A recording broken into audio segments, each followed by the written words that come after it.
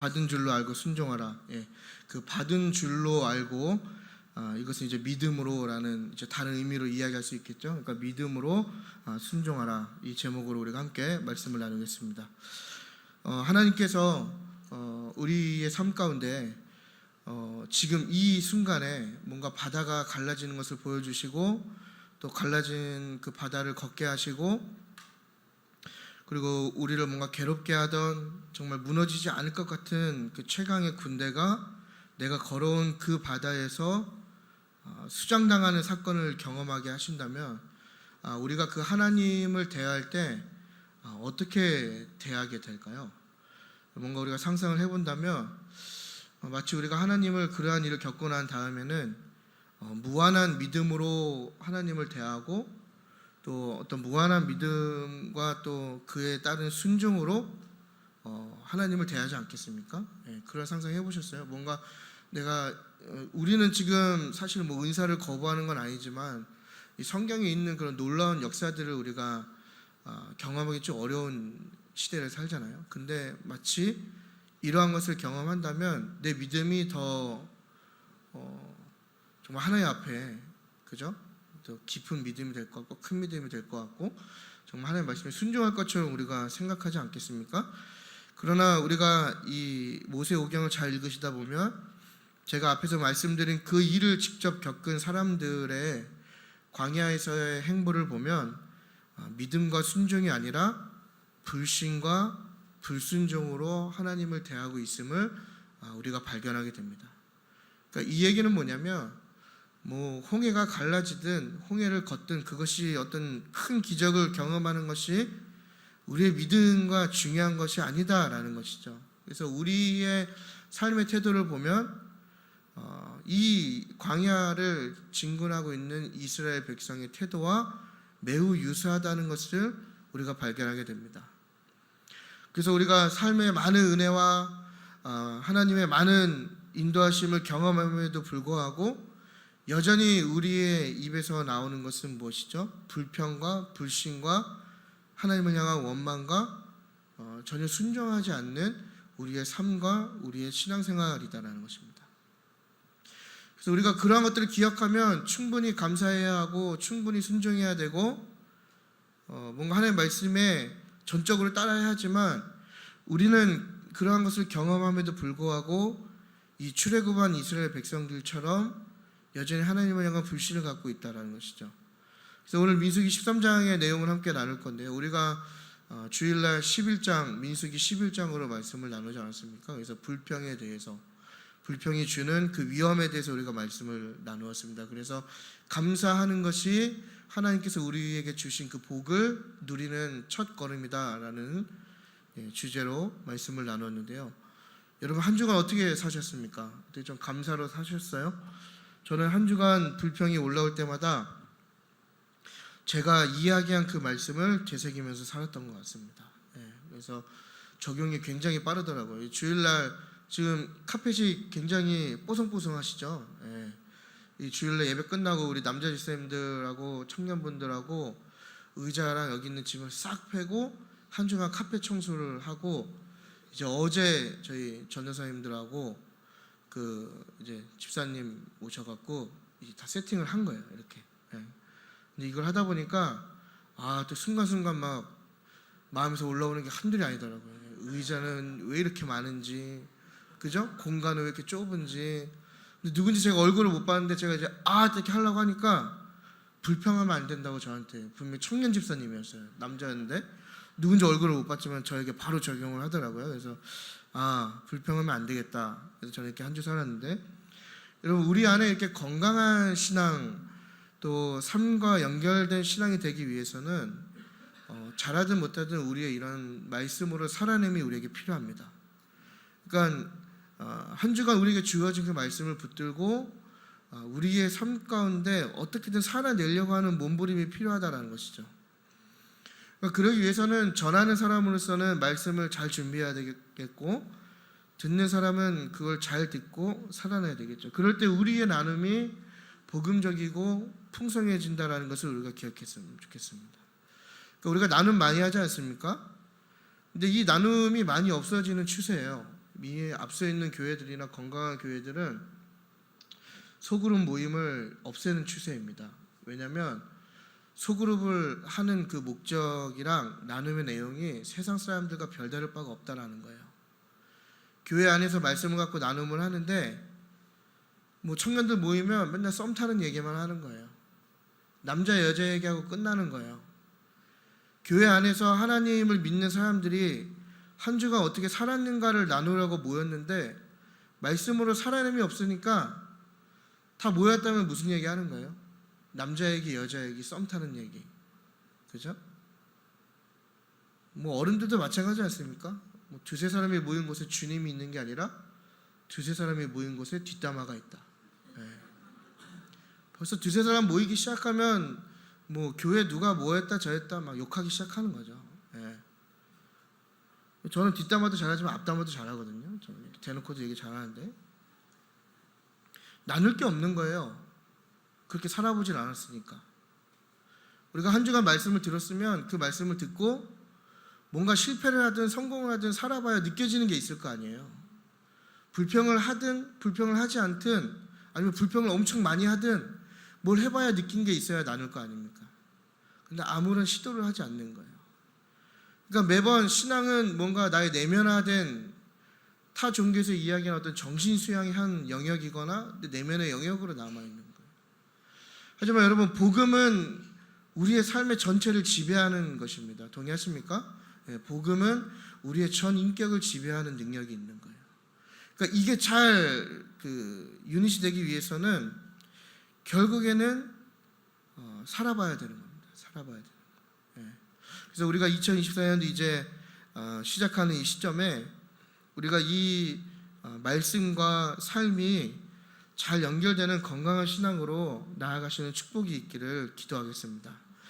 말씀을 보도록 하겠습니다. 오늘 13장 내용이죠. 이스라엘의 광야 진군이 시작됐습니다. 11장에서부터 시작되었죠. 그래서 1장에서 10장까지 그 하나님께서 말씀하신 정결에 대한 모든 것을 순종으로 잘 따른 이스라엘이 진군을 시작함과 동시에 굉장히 어색할 만큼 불순종하고 불평하고 원망하는 것을 우리가 발견하게 됩니다. 그러니까 지금 이제 13장이잖아요. 이 민수기가 뒤로 갈수록 그 불평의 강도가 더 심해집니다. 그래서 우리가 기회가 되면 이제 그렇게 보면 좋겠는데 이런 상황 속에서 이제 오늘 본문이 이어지는 것이죠. 그래서 오늘 본문은 우리가 너무나 잘 아는 이야기입니다. 그래서 주일학교 출신이면 다 아는 이야기, 그렇지 않습니까? 믿음의 사람 여호수아와 누구예요? 갈렙. 그렇게 이야기를 너무나 잘 알려진 가나안 땅 정탐에 관련된 이야기입니다. 그래서 우리가 이 본문을 가지고 대부분 설교하고 우리의 삶에 적용할 때 갈렙의 그 믿음의 고백에 초점을 많이 맞출 때가 있죠. 다들 안 된다고 할 때 갈렙은 된다고 했다. 그래서 갈렙은 믿음의 사람이다. 우리들은 믿음의 고백이 있어야 된다. 대부분 이런 설교를 많이 들으셨을 겁니다. 또 가나안에 거주하는 그죠? 아말렉으로부터 시작된 그 7 족속을 믿음으로 정복하고 물리쳐야 된다. 그들이 크지만 강하지만 우리에게 믿음이 있기 때문에 그들을 하나님과 함께라면 물리칠 수 있다. 뭐 이런 관점으로 많이 접근하셨을 거예요. 그러나 오늘 본문은 우리가 또 다른 관점으로 보면 이 정탐이라고 하는 이 사건은 이스라엘의 불신과 불순종의 사건입니다. 처음 들어보시는 분도 계실 거예요. 왜냐면 제가 이야기하는 거기 때문에 그래요. 지금 처음 이야기한 거예요. 그러니까 그렇다면 왜 가나안을 정탐하는 것이 불신이고 불평인지 불순종인지 이 사건을 통해서 하나님께서 우리에게 요구하시는 것이 무엇인지 오늘 그것을 함께 알아볼 것입니다. 그래서 오늘 본문을 보면 이스라엘이 이제 바란 광야에 도착하게 되죠. 바란 광야는 이제 그 말로 설명할 수가 없네요. 아무튼 그 이제 시내산에서 떠나서 아무튼 그 좀 중간에 있는 아무튼 그런 지역입니다. 나중에 구글에 다 쳐보세요. 다 나옵니다.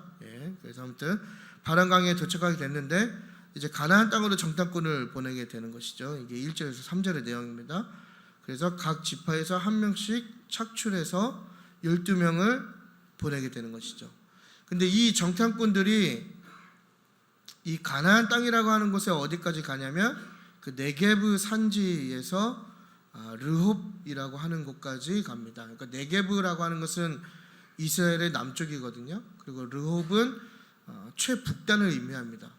그러니까 이스라엘을 남과 북으로 얘기하면 네게브에서 단, 이렇게 딱 이야기하거든요. 그러니까 남북의 끝을 네게브에서 단이라고 하는데 그 단보다 더 높은 곳이 바로 르홉입니다. 그러니까 가나안 정탐꾼들이 들어가서 수색한 곳이 어디냐면 이 가나안 땅에 남과 북을 쭉 훑고 올라갔다 내려온 거예요. 근데 그 기간이 며칠이죠? 40일입니다. 40일. 그러니까 이 40일을 우리가 그냥 말 그대로 진짜 40일을 정탐한 것일 수도 있지만 성경의 그 다른 또 의미는 무엇이냐면 이 40이라는 것은 뭔가 위대한 숫자를 의미하죠. 성경 특히 구약에서는 어떤 대단한 숫자, 대대적인 숫자.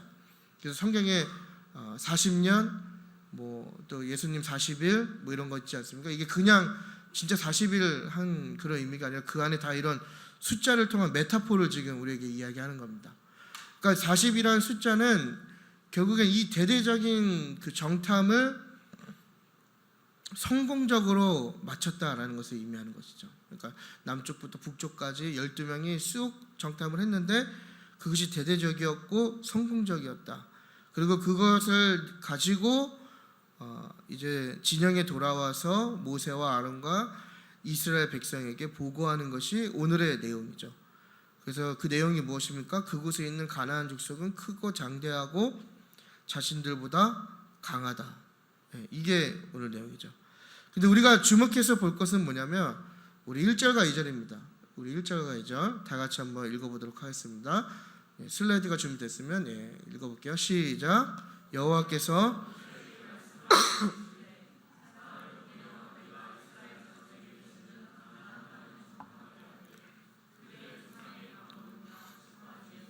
지휘관된 자 한 사람씩 보내라. 아멘. 오늘 본문을 잘 읽어보면 이 정탐꾼들을 보낸 것을 여호와께서 모세에게 직접 명령하신 걸로 묘사하고 있습니다. 그렇죠? 그런데 이 모세의 회고록인 신명기 1장 20절을 보게 되면요, 성경이 있으신 분 화면에 나오네요. 다 같이 읽어보겠습니다. 시작.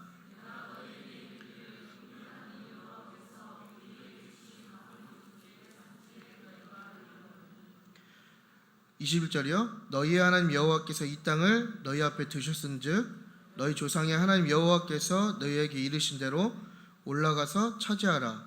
두려워하지 말라, 주저하지 말라 한즉, 이제 신명기 1장 22절입니다. 22절에 뭐라고 되어 있냐면 너희가 다 내 앞으로 나와 말하기를 우리가 사람을 우리보다 먼저 보내어 우리를 위하여 그 땅을 정탐하고 어느 길로 올라가야 할 것과 어느 성읍으로 들어가야 할 것을 우리에게 알리게 하자 하기에, 이렇게 지금 기록되어 있는 것이죠.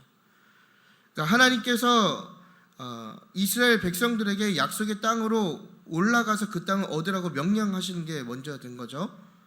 그런데 이 하나님의 명령에 이스라엘 백성들이 어떻게 반응하냐면 그 땅의 정찰이 먼저 선행되어야 한다는 것을 지금 모세에게 지금 호소하고 있는 겁니다. 그러니까 지금 오늘 본문의 내용과 전혀 다른, 지금 같은 사건이지만 다른 관점이 지금 주어지는 것이죠. 그러니까 사실은 하나님께서 이스라엘 정탐꾼을 보내신 게 아니라 이스라엘 백성들이 하나님의 명령에 있어서 먼저 정탐하는 것이 좋겠다고 이야기한 게 사실인 거예요. 뭔가 좀 다른, 우리가 아는 내용이랑 많이 다른 이야기죠. 우리가 이렇게 질문할 수 있죠. 그럼 하나님께서 지금 민수기에서는 따르게 말씀하시고 신명기에서 따르게 말씀하셨냐, 이렇게 얘기할 수 있는데, 이 본문에 대해서 이제 토라에 대한 주석에서는 뭐라고 얘기하냐면 모세가 먼저 그 백성들의 요구를 듣고 이제 하나님께 확인을 받은 후에 12명을 보냈다고 설명합니다. 그러니까 이 얘기는 뭐냐면 백성들이 먼저 이걸 제안한 거죠. 정탐꾼을 보내는 게 좋겠다. 그러니까 모세가 그 얘기를 듣고 하나님께 이 의견을 전달한 거예요. 그러니까 하나님께서 그 명을 확인하시고 보내셨다. 근데 이 뉘앙스를 우리가 잘 이해해야 합니다. 하나님께서 허락하셨다. 그러니까 해봐. 예, 이거예요. 어떤 뉘앙스인지 아시겠죠? 하나님 12명의 정탐꾼을 사람들이 보내자고 합니다. 하나님께서는 그 땅으로 올라가라고 하셨는데 사람들이 먼저 정탐꾼을 보내자고 합니다. 하나님께서 허락은 하시지만 그 뉘앙스가 어떻다고요? 해봐. 이거예요. 보내봐. 예. 하나님이 원하신 게 아니었죠, 사실은. 그러니까 여러분, 우리가 꼭 하나님의 허락이 무조건 좋은 거는 아닌 것 같아요. 예. 그렇기 때문에 때로는 우리가 실패하는 것도 또 막히는 것도 은혜라는 것을 우리가 또 이 본문을 통해서 깨닫게 되는 것 같습니다. 그래서 여러분, 이제 이 사건의 이제 진실이 보이시죠? 예. 이스라엘이 정탐꾼을 보낸 것은 하나님의 뜻이 아니라 하나님을 불신하는 그들의 마음에서 시작된 것입니다. 예. 그러니까 정탐을 가는 것 자체가 문제가 되는 게 아니죠. 그 정탐을 가려고 하는 시작하게 된 그 마음, 그 마음의 근원이 뭐라고요? 하나님을 향한 불신. 그러니까 하나님은 가라고 말씀하셨고 주셨다고 말씀하셨고 정복하라고 말씀하셨는데 그걸 믿지 못한 자들이 먼저 나아가는 거예요. 정탐하길 원하는 거죠. 그렇다면 여러분, 가나안이 우리에게 어떤 걸로 적용할 수 있을까요? 어떤 의미일까요? 바로 선교지이죠. 그러니까 그 가나안 땅이라고 하는 것은 소유하는 땅이 아니라 그곳에 거룩한 백성, 제사장 나라를 세워야 하는 선교지란 말이에요. 결국 이 가나안이 무엇이죠? 바로 우리의 삶이죠. 저와 여러분의 삶. 그러니까 교회 안에서의 삶이 아니라 교회 밖의 모든 삶을 의미합니다. 그래서 이 가나안이 결국 우리에게 뭘로 다가와요? 여러분의 가정, 여러분의 직장, 여러분의 학교, 또 여러분의 사업장, 그리고 여러분의 어떤 개인적인 관계에서 펼쳐지는 모든 것들이 다 가나안이라고 우리가 이야기할 수 있는 것이죠. 그러니까 이 가나안을 우리가 두려워서 피할 것이냐, 아니면 그곳에 여전히 하나님을 모르는 그 자들에게 그곳에서 제사장 나라와 거룩한 백성을 세울 것이냐, 즉 이 도전을 하나님께서 우리에게 주시는 겁니다. 그러니까 가나안을 정복하는 것은 땅을 뺏으라는 얘기가 아니에요. 그러니까 우리의 삶에 주어지는 미션은 교회를 많이 세우는 게 미션이 아니라 내가 있는 곳에 제사장 나라와 거룩한 백성이 세워지는 것이 미션이라는 것이죠. 그게 여러분 가정이 돼야 되고 여러분 사업장이 돼야 되고 여러분이 있는 모든 속한 곳이 다 그런 곳이 되는 게 바로 가나안 정복의 참된 의미라고 하는 것입니다. 그러니까 하나님께서 가나안 땅에 대해서 뭐라고 지금 말씀하고 계시나요? 신명기 보면 이 땅을 너에게 두셨다, 주셨다는 것이죠. 그러니까 이 원어를 보면 이미 이루어졌음을 나타내는 완료형으로 지금 사용되어 있는 거예요. 이스라엘은 아직 광야에 있잖아요. 근데 이미 이 주셨다라고 하는 표현은 뭐냐면 받은 걸로 표현을 하고 있단 말이죠. 그러니까 지금은 없지만 받은 거나 다름없는 것을 지금 하나님께서 말씀하고 계신 거예요. 아직 소유하지 못했지만 이미 소유한 것이 무엇이죠? 바로 가나안 땅이라는 겁니다. 그러니까 하나님이 이미 그냥 주신 거예요. 지금 나한테 없지만 주신 거죠. 그럼 우리가 뭘 해야 돼요? 아멘하고 취하면 되는 거예요. 근데 지금 이스라엘 백성이 어떤 반응을 보이죠? 정탐꾼을 꾸리기 시작한 거예요. 그러니까 하나님이 주시는 그 약속을 믿지 못하는 것이죠. 그래서 이 땅을 너에게 주셨다. 그 다음에 뭐라고 말씀하십니까? 올라가서 차지해라, 두려워하지 말아라, 그리고 주저하지 말아라. 세 가지만 말씀하시죠.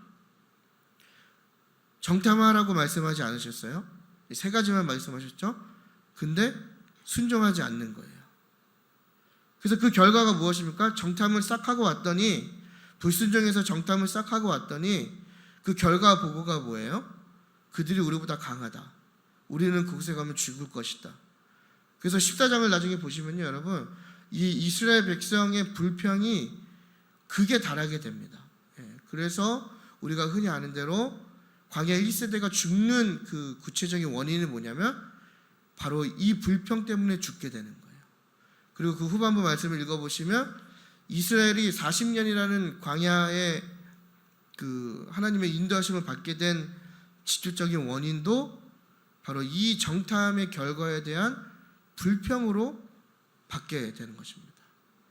그러니까 이걸 잘 기억하셔야 돼요. 순종하면 정복할 땅이, 순종하면 받을 수 있던 땅이 불순종하고 정탐했더니 온통 문제투성이로 바뀌어버리는 거예요. 그러니까 우리 삶도 마찬가지죠. 그냥 하나님께서 어떤 말씀을 하셨을 때 순종하면 내가 받을 수 있는 것이, 하나님을 불순종하고 의심하고 정탐하면 온통 문제투성이로 바뀌어지게 된다라는 거예요. 해결해야 될 문제로 바뀌게 되는 것이죠. 그러니까 하나님의 명령에 대한 이스라엘의 반응은 다 불순종인 거예요. 올라가서 차지하고 주저하지 말라고 하셨는데 올라가지 않고 주저하는 거예요. 이것도 불순종이죠. 하나님 신뢰하지 못하는 거죠. 하나님께서 그 많은 기적과 인도하심을 경험하게 하셨지만 하나님을 불신하고 담대하지 못하고 주저하고 있는 거예요. 딱 우리의 모습이죠. 네. 여러분 돌아보면 다 하나님의 은혜 아니면 우리가 이렇게 고백하잖아요. 하나님의 은혜 아니면 우리가 뭘 할 수 있고 뭘 어떻게 살 수 있고, 지금까지 여기까지 온 게 하나님의 은혜라고 얘기하지만 여전히 하나님께서 우리에게 무언가를 명하실 때 우리는 그 은혜를 다 잃어버리고 우리를 인도하신 하나님을 잃어버리고 뭘 해요? 하나님 의심하고, 그죠? 불신하고 정탐할 사람들을 꾸리기 시작하는 거예요. 그러니까 정탐을 보내자, 이 얘기가 뭡니까, 여러분? 정탐이라고 하는 거는 이제 전쟁을 하기 위해 보내는 것이죠. 그러니까 정탐은 적의 약점을 잘 파악하는 것이 목적입니다. 그리고 그 약점을 잘 타격하기 위해서 알맞은 침투를 찾는 것이 이 정탐의 순기능이거든요. 그러니까 정탐하겠다는 얘기가 뭐냐면 전쟁을 준비하겠다는 거예요. 그러니까 이스라엘이 하나님께서 그 땅을 주셨는데 스스로 고생길로 가는 거죠. 내가 가나안을 전쟁으로 정복하겠다. 하나님이 인도하시는 방법과 전혀 다른 방법으로 엉뚱한 짓을 하는 거예요. 더 이상 하나님을 신뢰하지 못하겠다. 하나님의 방법으로 하지 못하겠다. 불신하고 의심하고 있는 이스라엘의 백성의 모습이죠. 그러니까 이 정탐을 보내자. 이게 우리에게 무슨 의미입니까? 하나님 의지하지 않고 또 순종하지 않고 내 삶을 내 힘으로 내 능력으로 살겠다는 것이죠. 그러니까 내 가정도 내 힘으로 어떻게 이끌어 보겠다. 뭐 내 직장도, 뭐 내가 있는 학교도, 또 어떤 내 관계도, 내 인생도, 그 외 모든 것도 다 내 힘으로 살겠다. 이게 바로 뭐예요? 정탐을 보내자. 바로 이 얘기죠. 그러니까 여러분 잘 생각해 보십시오. 여러분 우리가 정탐 보내서 길을 찾아봐야 뭐 얼마나 길을 찾을까요? 뭐 제대로 찾을 수는 있겠습니까? 처음 가는 길인데. 뭐 우리가 뭐 전쟁 준비해서 뭐 전쟁 시작하면 뭐 우리가 싸워서 이길 수 있다고 지금 우리가 생각하는지 모르겠어요. 그래서 뭐 여러 생각해 보시면 싸워서 이기신 적이 있는가 모르겠어요. 여러분 인생 여러분 계획대로 되고 뜻대로 되고 뭐 원대로 됩니까? 다 뭐 안 되잖아요. 우리는 그렇게 나약한 존재라는 것이죠. 그러니까 우리가 기억해야 되는데 그걸 자꾸 까먹는 거예요.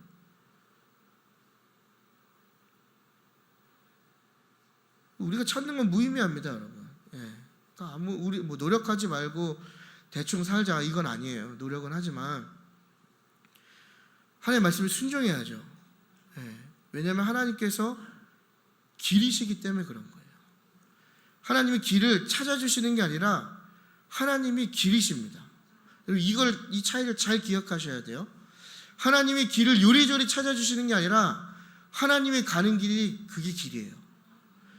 그러니까 여러분 보시면요, 바다의 길이 어디 있습니까? 홍해의 길이 있었나요? 하나님 직진하시니까 거기가 길이 되는 거예요. 광야의 길이 어디 있습니까? 하나님 직진하시면 그게 길인 거예요. 그 길이 우리가 볼 땐 못 믿어올 수 있죠. 광야에서 우리가 뭘 먹고 살아야 되나? 뭐 이 위험한 곳에서 어떻게 살아야 되나? 하나님께서 매일의 만나를 내려주시잖아요. 책임져 주시잖아요. 그렇다면 이스라엘이 좀 더 똑똑했다면 그걸 깨달았어야죠. 가나안도 하나님께서 가시면 길이다. 그러니까 정탐을 보낼 필요가 없는 것이죠. 불평하거나 염려하거나 두려워할 필요가 전혀 없는 거예요. 근데 딱 이스라엘 모습이 우리의 모습이지 않습니까? 굉장히 어리석어요. 우리의 삶을 우리의 능력으로 뭐 개척하고 정탐한다고 해서 뭐가 되겠어요? 우리가 무엇을 할 수 있는 존재이며, 그럼에도 불구하고 여전히 우리는 이 사실을 깨닫지 못하고 하나님을 계속 불신하고 있는 거예요. 순종하지 못하는 거죠. 그래서 여러분, 나의 한계를 스스로 깨닫는 것도 은혜입니다. 그걸 빨리 깨닫는 게 은혜인 것 같아요. 그러니까 교만해갖고 나 잘났다 해봐야 결국엔 죽음뿐입니다.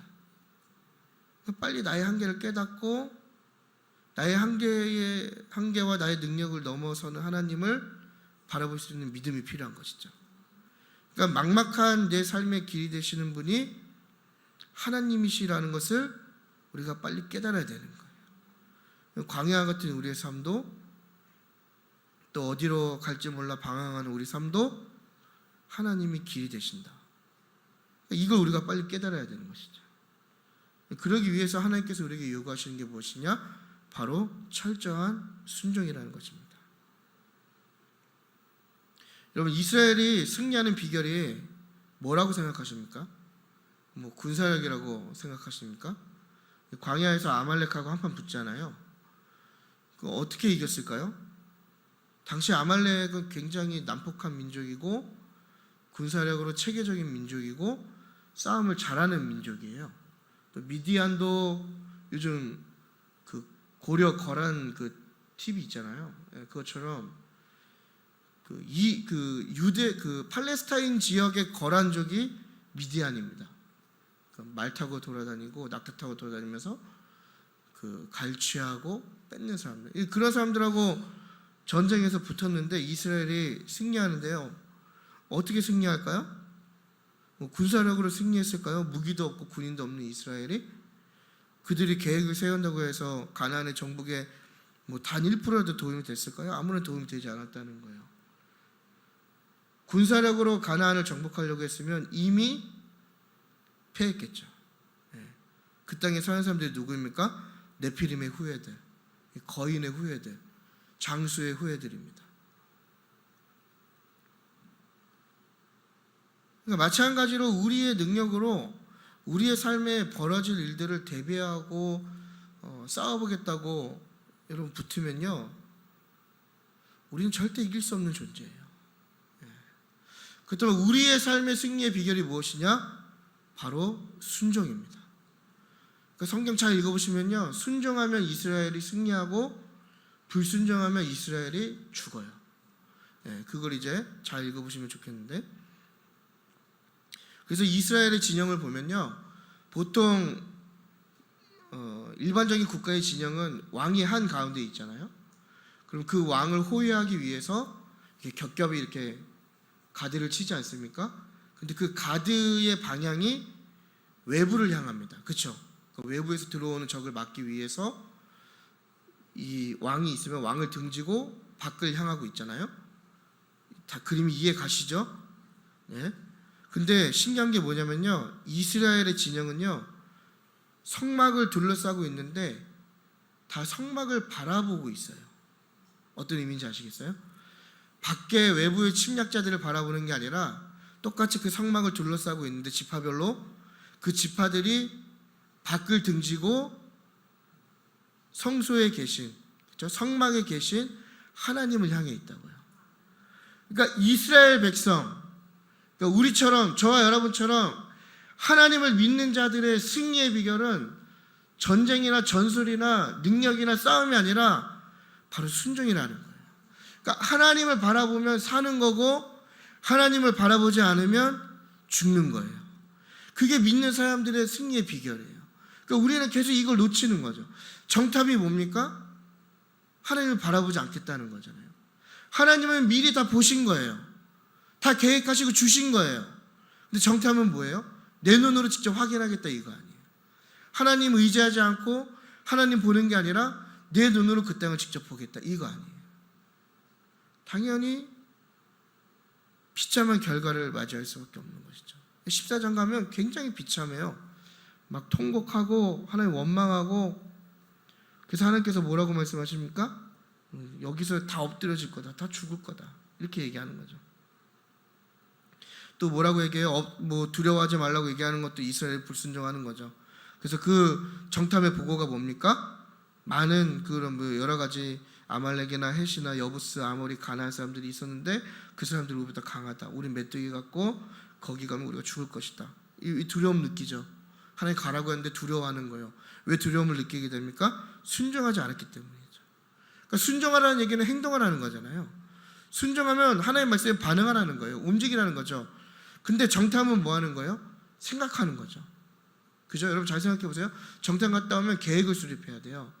계획을 수립하면 고민해야 되겠죠. 내가 봤던 것들 떠올려야 되고 막 이렇게 할까 저렇게 할까 생각하는 거예요. 근데 여러분 잘 생각해 보시면요, 생각이라는 것은 늘 부정적인 정답을 우리에게 줘요. 여러분 생각이 많을수록 단 한 번이라도 긍정적인 답을 얻어본 적이 있으세요? 전 한 번도 없어요. 내 삶에 대해서 생각하고 내 미래에 대해서 생각하고 내 가정에 대해서 생각하고 지금 내가 없는 것에 대해서 해결할 방법을 생각하면 정답은 하나예요. 한숨만 나와요. 더 비참한 생각들만 떠올라요. 근데 그럴 때 하나님의 말씀에 순종하고 기도하면요, 막 힘이 나기 시작하는 거예요. 그게 순종의 능력이라는 거죠. 내 사업적이 좀 어려워요. 막 생각을 해보는 거예요. 이걸 어떻게 돌파할 수 있을까? 이 위기를 어떻게 극복할 수 있을까? 근데 생각을 하면요, 뉴스만 봐도 그 생각이 부정적으로 더 바뀌어요. 그러지 않습니까? 뭐 오늘의 이자와 내일의 이자가 달라요. 오늘의 경제 전망과 내일의 경제 전망이 달라요. 생각을 하면 할수록 부정적인 결과만 얻게 돼 있는 거예요. 뭐 취업도 마찬가지예요. 여기 청년들 뭐 취업 생각하고 고민하고 이제 미래 생각하면 뭐 이래서 어렵다 저래서 어렵다 그런 것만 얘기하는 거예요. 생각하면 다 부정적인 것밖에 있을 수가 없어요. 희망이 없어지는 거예요. 그런데 순종하는 마음으로 기도하면 그 부정적인 마음이 갑자기 긍정한 에너지로 바뀌기 시작하는 거예요. 정말 작은 소망이지만 그 소망이 우리에게 막 피어나기 시작하는 거예요. 생각은 그 소망을 죽이거든요. 근데 기도하고 순종하면요, 그 소망이 커지기 시작하는 거예요. 그래서 우리가 순종해야 되는 거예요. 그러니까 정탐은 생각하는 거잖아요. 생각하고 나니까 다 부정적인 피드백만 오는 거예요. 우리 가면 죽을 거다. 그러니까 자연스럽게 뭐가 돼요? 불평하고 원망하고 죽는 것이죠. 그죠? 요즘 전 그런 생각하거든요. 여기 저보다 선배님들 많이 계셔서 죄송하지만 이제 뭐 해야 될 일은 많고, 그죠? 책임져야 될 건 많아요. 근데 육체는 점점 약해져요. 너무 나이 먹은 것 같은데. 죄송합니다. 예. 막 그러지 않습니까? 예. 저는 저희 부모님을 보면서 많이 느끼거든요. 요즘 이렇게 본가에 가면은 이런 부분에 대해서 많이 고민하시는 것 같아요. 몇 년 전까지도 그런 고민이 없으셨는데 이제 본인이 연세가 있으시고 또 계속해서 뭔가 경제 활동을 해야 되고 삶을 살아야 되는데 이제 또 연세가 이제 드시는 만큼 일할 수 있는 것은 줄어들고, 그죠? 막 이런 부분에 대해서 많이, 그죠? 두려운 마음이 막 드시는 것 같아요. 근데 저도 요즘 이런 거 많이 느껴요. 너무 빨리 드는 건가요? 근데 저도 이런 고민이 있어요. 예. 그러니까 생각하면 계속 두려운 마음만 드는 거예요. 다 그러지 않습니까? 뭐 생각하면 뭐 긍정적일 게 나올 게 뭐가 있어요? 다 두려운 마음뿐이에요. 이것도 고민이고 저것도 고민이고, 여러분 아파트 사는 거 대출 갚는 것도 고민이고, 전 전세라서 괜찮아요. 그죠? 뭐 차 할부도 고민이고, 직장도 고민이고, 뭐 사업장도 고민이고, 그죠? 뭐 애들 크는 것도 고민이고, 그러지 않습니까? 저는 애들 크는 고민이 제일 커요. 저희 첫째 얼마나 눈이 맑아요. 근데 이제 걔가 아니고 그 아이가, 예? 좀 성장하면 막 대들고 뭐 혈압 오를 것 같아요. 그것도 염려고, 다 염려 생각하면 염려, 그죠? 근데 순종하고 기도하면 막 비전으로 바뀌는 거예요. 소망이 넘쳐나는 것이죠. 그래서 여러분, 하나님께서 우리에게 요구하신 것은요, 순종하는 겁니다. 하나님의 말씀에 순종하는 거. 순종해야만 두려움 없이 그 땅을 밟을 수 있는 거예요. 그래서 오늘 제목이 무엇이죠? 이미 얻은 줄로 알고 순종하라. 그러니까 믿음으로 반응하라는 거예요. 하나님께서 이미 주셨다. 우리가 지금 걱정하고 염려하고 두려워하는 것들 이미 다 하나님께서 주셨다. 우리가 순종으로 반응하면 이미 주신 그것을 실제로 취하게 된다. 이걸 얘기하는 겁니다. 그래서 여러분 우리가 순종해야 됩니다. 순종이 답입니다. 순종을 하면 두려움이 극복됩니다. 순종하면 하나님의 놀라운 일을 경험하게 됩니다. 순종하는 자만이 하나님의 온전한 인도하심을 받을 수 있는 거예요.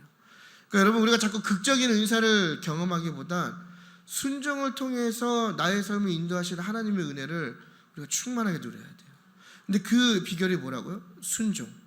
순종해야만 놀라운 일을 경험하게 되는 거예요. 순종하지 않으면요, 그냥 그저 그런 신앙생활로 끝날 확률이 커요. 그래서 여러분 의심하지 마십시오. 생각도 하지 마십시오. 또 두려워하지 마세요. 하나님의 말씀대로 얻은 줄로 알고 믿음으로 순종하길 바랍니다. 30절을 읽겠습니다. 우리 다 같이 30절 읽고 마치도록 하겠습니다. 30절입니다. 시작.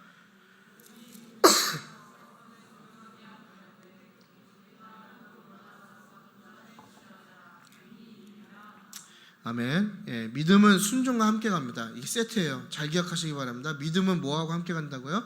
순종. 반대로 의심은 불순종과 세트입니다.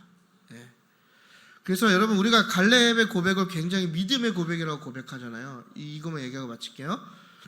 그럼 왜 믿음의 고백이죠? 갈렙의 고백이 왜 믿음의 고백인지 생각해 보셨어요? 우리가 다 이렇게 설교 듣고 이렇게 가르침 받고 이렇게 얘기하잖아요. 여호수아와 갈렙은 믿음의 고백을 했다. 그럼 왜 믿음의 고백이냐고요? 단순히 모두가 아니오할 때 예스해서 그게 믿음의 고백인 거예요? 그러면 뭐 옛날에 있던 증권회사 광고는 다 믿음의 고백입니까? 모두가 아니오할 때 예스하는 그 CF 아시죠? 그게 믿음이에요, 여러분? 모두가 다 아니오할 때 나 혼자 예라고 하면 그게 믿음이냐 이 말이에요. 모두가 불가능하다고 얘기했을 때 여호수아하고 갈렙만이 가능하다고 얘기해서 그게 믿음인 거예요, 여러분? 아니요. 그 믿음 아니에요. 그거 객기입니다. 모두가 아니라고 할 때는 아니라는 이유가 있는 거예요. 근데 왜 모두가 아니라고 하는데 거기서 나 혼자 맞다고 하는 거예요? 그러니까 오늘날 그리스도인들이 이 믿음과 객기를 구분하지 못해요. 여러분, 갈렙이 그렇게 고백한 게 30절의 고백이 믿음이라고 하는 이유는요, 다른 사람들이 부정할 때 예스라고 해서도 아니고요, 다 안 된다고 할 때 한다고 해서도 아니에요. 왜 믿음의 고백이냐? 잘 따라오셔야 돼요. 신명기 1장 21절에 보면 하나님께서 뭐라고 말씀하시죠? 올라가서 차지해라, 두려워하지 말아라, 주저하지 말아라, 이렇게 얘기해요. 근데 민수기 13장 30절에 갈렙의 고백을 보면요, 하나님이 명령하신 그대로 그 고백을 따라한다는 거예요. 올라가자, 취하자, 두려워하지 말라가 뭐예요? 능히 이기리라, 주저하지 말라가 뭐예요? 곧. 어떤 차이인지 아시겠어요? 그냥 단순히 모두가 안 된다고 했을 때 예스라고 해서 믿음이 있는 게 아니라요, 하나님의 명령을 그대로 준행하려고 고백했기 때문에 믿음의 고백인 거예요. 그러니까 우리는 다 이렇게 생각하잖아요.